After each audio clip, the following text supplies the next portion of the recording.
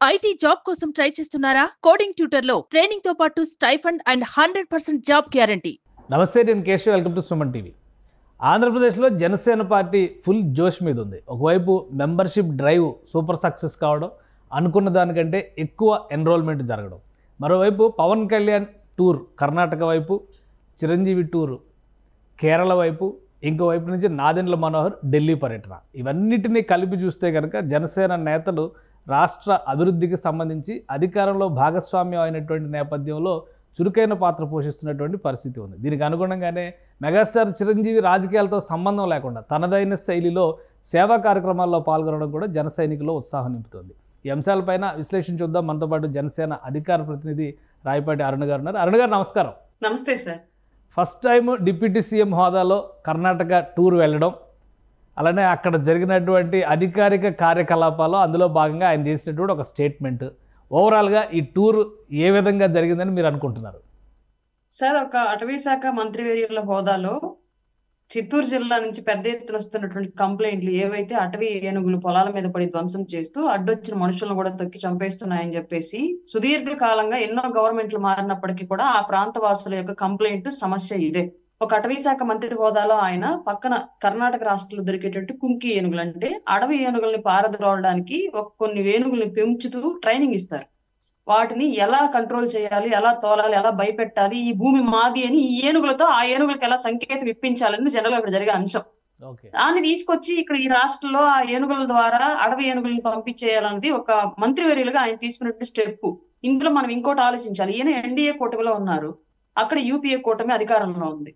రాజకీయ వైరితో కూడా రాజీ పడి రాష్ట్ర ప్రజల కోసం వెళ్లారు పవన్ కళ్యాణ్ గారు. అక్కడికి వెళ్ళి జరుగుతున్నటువంటి పరిణామాలు, గత 40 ఏళ్లుగా వ్యవస్థలో వస్తున్న మార్పుల గురించి ప్రస్తావించారు. దాంట్లో భాగంగానే ఆయన 40 ఏళ్లుగా సినీ రంగం, కథా చిత్రాలు ఎటువైపు వెళ్తున్నాయి, ప్రజల భావజాలాన్ని ఎటువైపు తీసుకెళ్తున్నాయి అనే అంశం గురించి మాట్లాడారు. దానికి పని పాట లేని ఊసిపోని కబుర్లని చెప్పుకున్నట్లుగా ఒక సినిమాకి ఒక హీరోకి ఎందుకు ఆపాదించారు అర్థం కాదు. 40 ఏళ్ల నుంచి ఎక్కడ ఉన్నారు సార్ ఇవాళ? నిన్న మీ సోకాళ్ళు మేధావులంతా ఎవరికైతే ఆపాదించారు, ఆయన 40 ఏళ్ల నుంచి ఉన్నాడు ఇండస్ట్రీలో. ఆయన ఒక్కళ్ళే ఆ సినిమా చేశారా? ఆ ఒక్క స్టోరీ అట్లా ఉందా? చాలా స్టోరీలు అలా ఉంటున్నాయి. ఈ విధానాన్ని మారుద్దాము అని చెప్పేసి ఆయన ఒక ఆర్టిస్ట్ గా, ఎట్ ఏ టైం ఒక ఉప ముఖ్యమంత్రిగా, ఎట్ ఏ టైం ఒక ఫారెస్ట్ మినిస్టర్ గా చెప్పారు.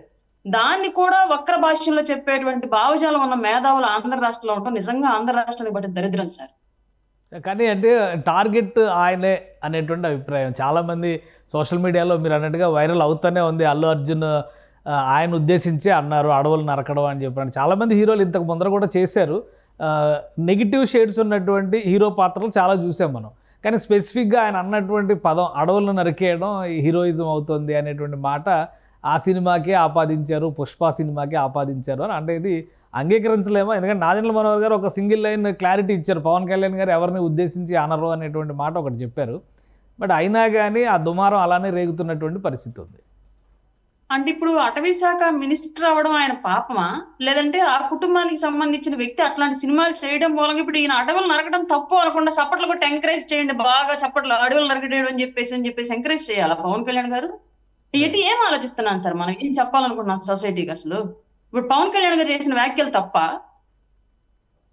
ఆయన మినిస్టరు, ఆయన అదే చెప్పాలి. లేదండి బాగా అందరూ ఎర్రచందనం స్మగ్లింగ్ చేయండి, అడవులు కొట్టేసేయండి, జంతువులను చంపేసేయండి, ఎందుకంటే మా కుటుంబంలో వాళ్ళు అట్లాంటి సినిమాలు తీస్తున్నారు కాబట్టి అని చెప్పి చెప్పాలా ఏంటి? ఒక మినిస్టర్ గా, ఒక ఉప ముఖ్యమంత్రిగా, పర్యావరణ ప్రేమికుడుగా, రాష్ట్ర ప్రజల కోసం మంచి చేయాలనుకున్న నాయకుడుగా ఆయన చెప్పిన మాటలు 100% కరెక్ట్. పైగా ఎస్పెషల్లీ 40 ఏళ్లుగా ఆయన మెన్షన్ చేసి మరి చెప్పారు. మరి మీరు ఆపాదిస్తున్న వ్యక్తి 40 ఏళ్లుగా హీరోగా ఉన్నారా, ఇండస్ట్రీలో ఉన్నారా, అట్లాంటి కథలే తీస్తున్నారా, లేదంటే రకరకాల హీరోలందరూ అట్లాంటి కథలు తీశారు కాబట్టి వాళ్ళందరికీ ఆపాదించి మాట్లాడారు అన్నది మీ ఊహకే వదిలేస్తున్నాం. కానీ అంటే పర్సనల్ విషయాల్ని దృష్టిలో పెట్టుకొని పవన్ కళ్యాణ్ గారు ఇలాంటి స్టేట్మెంట్స్ ఇచ్చే అవకాశం ఉంటుందా? మీరు అన్నట్టుగా కేవలం సినిమా ఇండస్ట్రీలో యాక్చువల్గా అయితే ఆయన వెళ్ళింది అఫీషియల్ కార్యక్రమానికి, అటవీ శాఖ మంత్రిగా మాట్లాడి ఉంటే దీనిపైన ఎక్కువ పెద్ద విమర్శ వచ్చి ఉండేది కాదు. కాదు సినిమాకి రిలేట్ చేస్తూ ఆయన చెప్పినటువంటి ఉదంతం పైన విమర్శలు వస్తున్నాయి కదా, సో దాన్ని ఎలా చూడాలి? పవన్ కళ్యాణ్ గారు అనే వ్యక్తి ఏ నెగటివ్ ని కూడా ఎక్కువ రోజులు గుర్తుపెట్టుకోరు. ఫస్ట్ విషయం చెప్తున్నాను, ఎవరైనా ఎంత దుర్మార్గులైనా ఆయన పట్ల ఎంత దారుణంగా వ్యవహరించినప్పటికీ కూడా ఆ క్షణం గుర్తుపెట్టుకొని ఆ క్షణానికి ఏమైనా మాట్లాడగలిగితే మాట్లాడతారు, లేదా వదిలేస్తారు. దాని తర్వాత ఆయన క్యారీ ఫార్వర్డ్ చేయరు. నెగిటివ్ ఎక్కువ రోజులు ఆయనతో పాటు క్యారీ ఫార్వర్డ్ చేసుకోరు మైండ్ లో. ఆయన చాలా పాజిటివ్ గా ఉండే వ్యక్తి. ఆయన చుట్టూ ఉన్నవాళ్ళు కూడా అట్లాంటి మైండ్ సెట్ తో ఉండాలనుకునే వ్యక్తి. కాబట్టి ఎప్పుడు ఎలక్షన్ ముందు జరిగిన విషయాన్ని ఇప్పుడు దాకా గుర్తుపెట్టుకొని అట్లాంటి స్టేట్మెంట్లు ఇస్తారని నేను అనుకోవట్లేదు. పైగా సినిమా అంటే ఒక హీరో కాదు, అక్కడ వందలాది వేలాది మంది ఆర్టిస్టులు 24 క్రాఫ్ట్స్ లో పనిచేసేటువంటి ఎంతో మంది ఉపాధి కోసం ఉన్నటువంటి నిరుద్యోగులు, ఒక నిర్మాత, అతని జీవితం, అతని కుటుంబ జీవితం, వేలాది కోట్ల రూపాయల డబ్బు, ఎంతో మంది పెట్టినటువంటి ఒక స్కిల్, అదంతా కూడా ఒక సినిమా మీద డిపెండ్ అయి ఉంటుంది.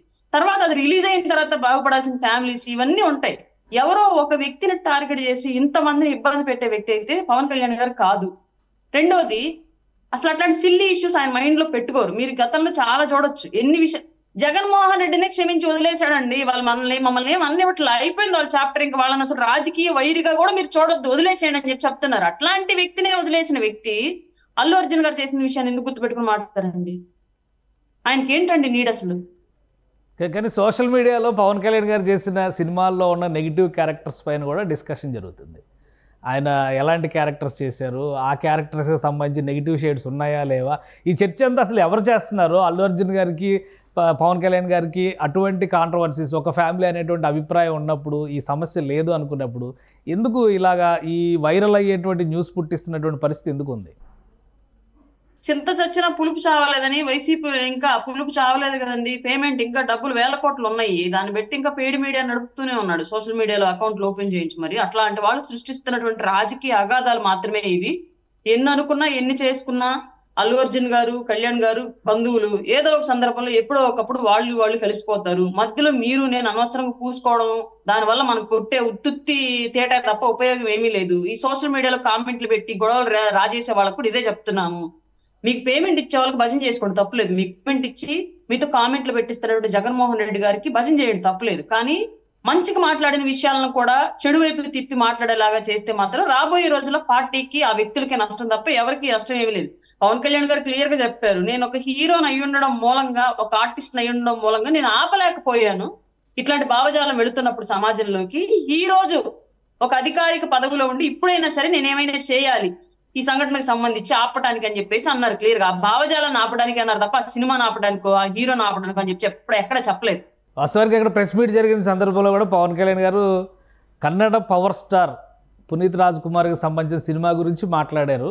ఆ సినిమా సెన్స్ని చెబుతూ, అంటే అలాంటి సినిమాలు 40 ఏళ్ల క్రితం వచ్చేవి అనేది వాస్తవానికి జరిగింది. అది గంధడ గుడి అనేటువంటి సినిమాకి సంబంధించి పునీత్ రాజ్ కుమార్ చేసినటువంటి ఒక సోషల్ ఓరియంటేషన్ ఉన్నటువంటి క్యారెక్టర్. అక్కడ వన సంరక్షణ, పర్యావరణ పరిరక్షణ అనేటువంటిది కాన్సెప్ట్. అంటే మన తెలుగులో జనతా గ్యారేజ్ లాంటి కాన్సెప్ట్, అది సూపర్ హిట్ అయినటువంటి సినిమా. సో ఆ సినిమాకి రిలేట్ చేస్తూ ఆయన ఇది మాట్లాడారు.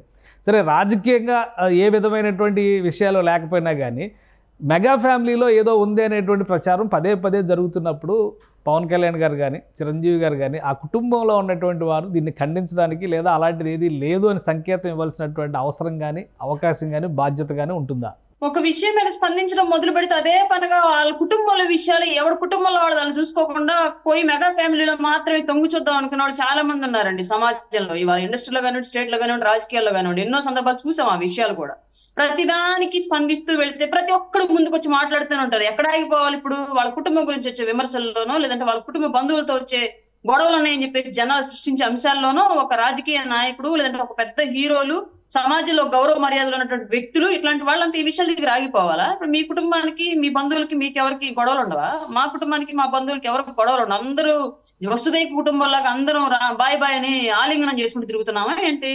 ఎవరి కుటుంబాల్లో లేకుండా ఏముండవు సార్. ఏదో అనవసరంగా పాపం వాళ్ళ ఫ్యామిలీ సౌమ్యులు ఏమి అనరు. ఇళ్ల మీదకి వెళ్ళి కొట్టేవాళ్ళు అయితే ఇట్లా పుకార్లు పుట్టే కాదు. వాళ్ళు ఎవరి ఇళ్ల మీదకి వెళ్ళి కొట్టరు. ఇష్టారీతిగా ఎవడష్టం వచ్చినట్టు వాళ్ళు మాట్లాడుతూ ఉంటారు అంతే.